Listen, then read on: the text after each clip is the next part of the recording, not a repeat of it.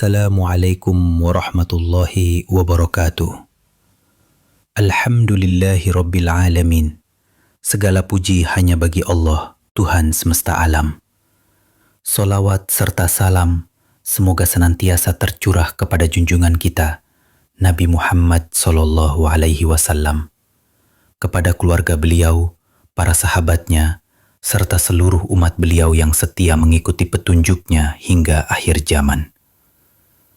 Saudaraku yang dimuliakan Allah, dalam rangka mengenal lebih dalam hakikat karomah para wali Allah, kiranya penting bagi kita untuk menelaah sekelumit gambaran sebagaimana dijelaskan oleh Al-Imam Al-Ghazali rahimahullah dalam karya agung beliau, Minhajul Abidin. Beliau menjelaskan bahwa Allah Subhanahu wa Ta'ala akan menganugerahkan karomah kepada hambanya yang istiqamah dalam ketaatan, bersungguh-sungguh dalam pengabdian kepadanya, serta menempuh jalan tasawuf dengan melaksanakan seluruh hukum-hukumnya sepanjang hidupnya.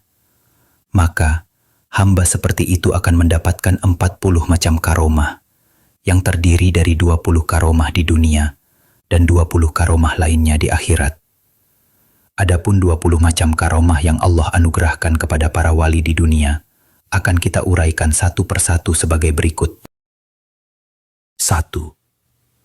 Allah selalu mengingat hambanya, dan Allah pun memberikan pujian kepadanya, selama sang hamba itu terus mengingat dan memuji Allah Subhanahu wa Ta'ala. 2.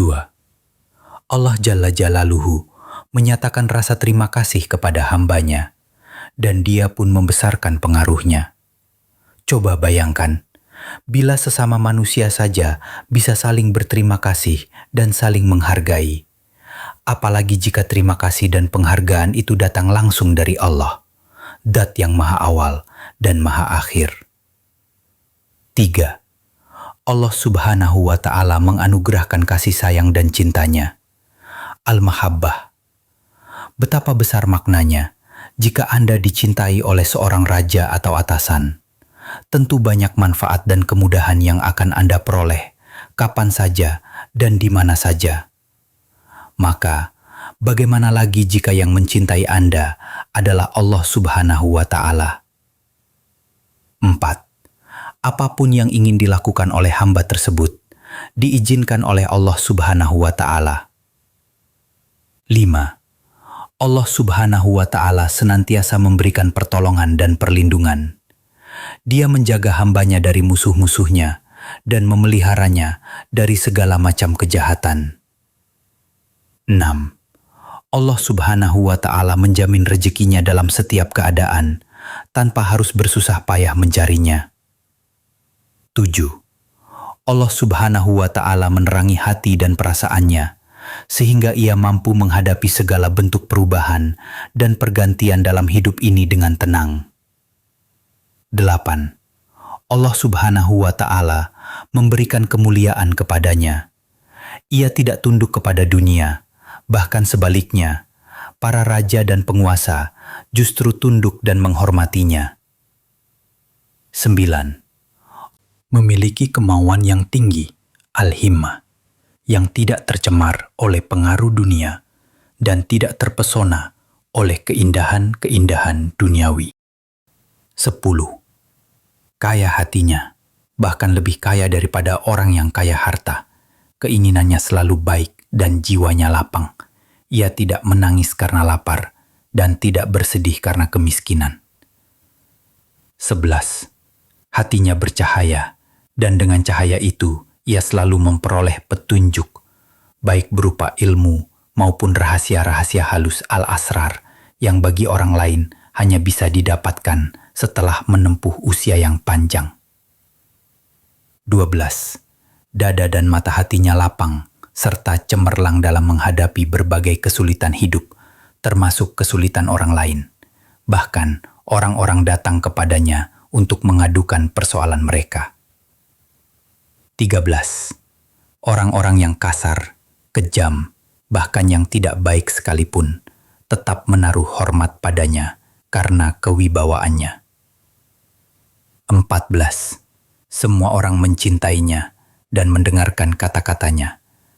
Sebagaimana firman Allah Subhanahu wa Ta'ala, Allah jadikan rasa kasih sayang untuk mereka. 15. Banyak orang yang memohon keberkahannya dan mengambil keberkahan dari setiap ucapannya. 16. Dalam sekejap atau waktu yang sangat singkat, ia bisa pergi kemanapun ia kehendaki, baik di atas tanah maupun melalui udara. Itu bukanlah kesulitan baginya. 17. Bintang-bintang tunduk padanya, bagaimanapun keadaannya, semua menurut perintahnya. Dikisahkan bahwa Abu Al-Hasan Al-Yamani saat mencari kayu bakar ditemani oleh seekor harimau. 18. Ia memiliki kunci bumi. Jika ia menginginkan air yang memancar, maka bahkan di padang pasir pun akan mengalir. 19. Ia menjadi pemimpin dan panutan banyak orang. Ia menjadi perantara bagi orang-orang yang memiliki hajat. Orang-orang pun menghormatinya dengan penuh takzim. 20. Doanya mustajab. Siapa saja yang memohon dan meminta sesuatu melalui dirinya akan dikabulkan. Barang siapa yang meminta syafaat darinya akan mendapatkannya. Sementara itu, sebagai gambaran tentang 20 macam karomah para wali Allah yang mereka dapatkan di akhirat adalah sebagai berikut. 1. Allah Subhanahu wa Ta'ala memudahkan baginya saat menghadapi sakaratul maut. Karena su'ul khotimah, yakni kesulitan dan kesakitan di akhir hidup adalah sesuatu yang paling ditakuti oleh para wali dan nabi.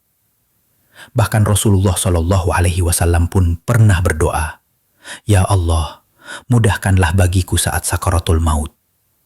Kemudahan itu laksana meminum air manis yang segar saat haus. Sebagaimana firman Allah Subhanahu wa Ta'ala, mereka itu adalah orang-orang yang diwafatkan dalam keadaan baik oleh para malaikat. Malaikat berkata kepada mereka, "Salamun alaikum," keselamatan atas kalian. 2.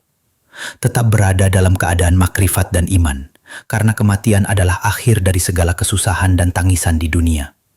Sebagaimana firman Allah Subhanahu wa Ta'ala, Allah meneguhkan orang-orang yang beriman dengan kalimat yang teguh, yakni La ilaha illallah, Muhammadur Rasulullah, baik dalam kehidupan dunia maupun di akhirat. Ini termasuk di alam kubur, saat ditanya oleh Mungkar dan Nakir, dan juga dalam seluruh urusan akhirat sampai mereka masuk ke dalam surga. 3. Pada saat sakaratul maut, mereka mendapat kabar gembira tentang keadaan dirinya. Sebagaimana firman Allah Subhanahu wa Ta'ala dalam Al-Quran, "Janganlah kamu takut dan jangan pula bersedih. Bergembiralah dengan surga yang telah dijanjikan untuk kalian." 4. Mereka kekal di dalam surga dan berada sekampung dengan Allah Ar-Rahman. 5. Ruh mereka disambut oleh para malaikat dengan penuh kemuliaan dan penghormatan. Banyak manusia memuliakan mereka dengan harapan mendapatkan pahala dari Allah Subhanahu wa Ta'ala. 6. Mereka terbebas dari pertanyaan di dalam kubur. 7. Kuburnya dilapangkan dan dipenuhi cahaya.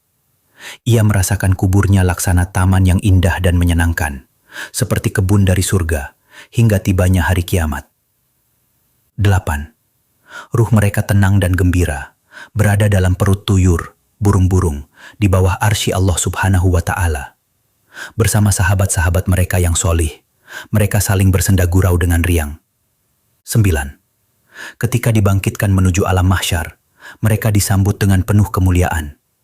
Para malaikat membawakan mahkota, pakaian yang indah, dan kendaraan yang tercepat. 10. Wajahnya putih bercahaya. Sebagaimana firman Allah Subhanahu wa Ta'ala, pada hari itu, wajah mereka bersinar terang. Mereka tertawa riang, penuh kegembiraan.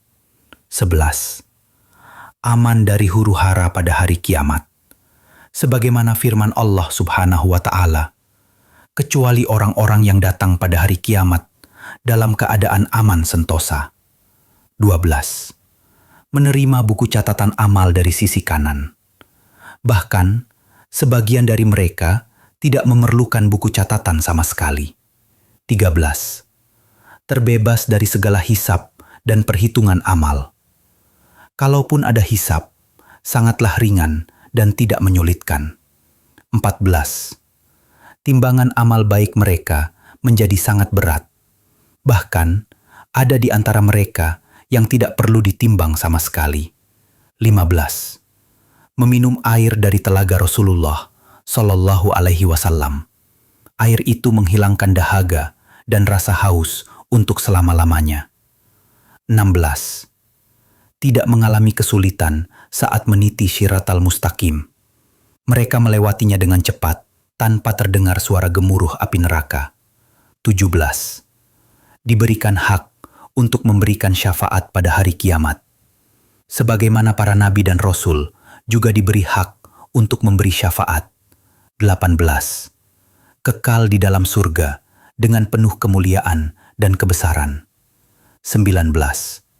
Selalu berada dalam keridaan Allah. Hidup mereka dipenuhi rasa aman, damai, dan sentosa. 20. Dapat berjumpa dengan Allah Subhanahu wa Ta'ala dalam sebuah perjumpaan yang paling indah, yang tidak terbatas dan tidak bisa digambarkan oleh akal. Demikianlah penjabaran singkat tentang macam-macam karomah yang diberikan oleh Allah Subhanahu wa Ta'ala kepada para walinya. Al-Imam Al-Ghazali menegaskan bahwa apa yang telah disebutkan ini hanyalah ringkasan semata. Jika hendak diuraikan satu persatu secara mendalam, niscaya kitab Minhajul Abidin tidak akan cukup untuk memuat seluruhnya. Bahkan, menurut pandangan Syekh Tajuddin As-Subki, karomah para wali yang terjadi di dunia ini jumlahnya mencapai lebih dari 100 macam. Suatu keistimewaan yang menunjukkan betapa besar kedudukan para kekasih Allah di sisinya. Semoga pembahasan ini menambah iman, memperluas wawasan, dan mendekatkan kita kepada Allah yang Maha Kuasa atas segala sesuatu. Wassalamualaikum warahmatullahi wabarakatuh.